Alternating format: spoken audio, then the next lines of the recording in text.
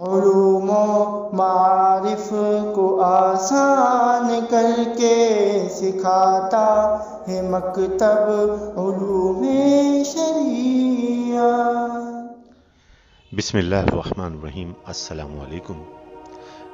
مکتبہ علوم شریعہ کی جانب سے رمضان المبارک کے اس مہینے میں قرآن مجید فرقان الحمید کی آیات احکامی کا ترجمہ اور مختصر تفسیر بیان کرنے کی سعادت حاصل کی جا رہی ہے۔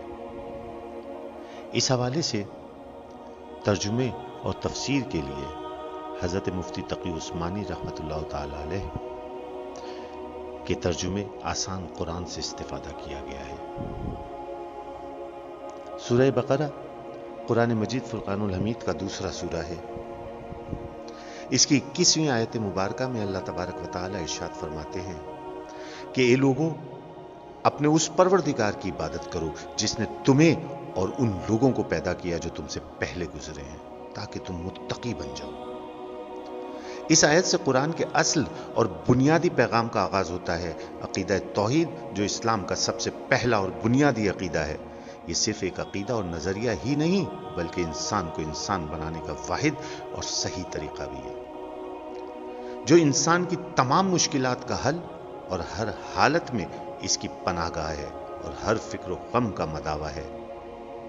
تمام رسولوں کی دعوت یہی عبادت رب ہے اور نبی کریم صلی اللہ علیہ وسلم کی دعوت بھی یہی ہے۔ البتہ ایک بڑا فرق یہ ہے کہ باقی تمام رسولوں کی دعوت میں خطاب یا قومی یعنی اے میری قوم کے لوگوں سے ہے، جبکہ یہاں خطاب یا ایھا الناس یعنی اے بنی نوع انسان۔ اس سے معلوم ہوا کہ نبی کریم صلی اللہ علیہ وسلم سے پہلے تمام رسول علیہ الصلوۃ والسلام اپنی اپنی قوموں کی طرف آئے تھے، جبکہ پیغمبر آخر الزمان حضرت محمد مصطفیٰ صلی اللہ علیہ وسلم اللہ تعالیٰ کے آخری اور کامل رسول ہیں جن کی دعوت ہمیشہ کے لیے ہے۔ عام طور پر لوگ جو غلط راستہ اختیار کر لیتے ہیں وہ اس دلیل پر جمے رہتے ہیں کہ ہمارے آبا و اجداد کا راستہ یہی تھا۔ الذی خلقکم والذین من قبلکم کے الفاظ میں اس دلیل کا رد بھی موجود ہے کہ جیسے تمہارے آبا و اجداد مخلوق تھے ویسے ہی تم بھی ایک مخلوق ہو۔ جیسے تم حق پہچاننے میں غلطی کر سکتے تھے یا غلطی کر سکتے ہو، اس طرح وہ بھی غلطی کر سکتے تھے۔ لہذا یہ نہ دیکھو کہ آبا و اجداد کا راستہ کیا تھا، بلکہ یہ دیکھو کہ حق کیا ہے۔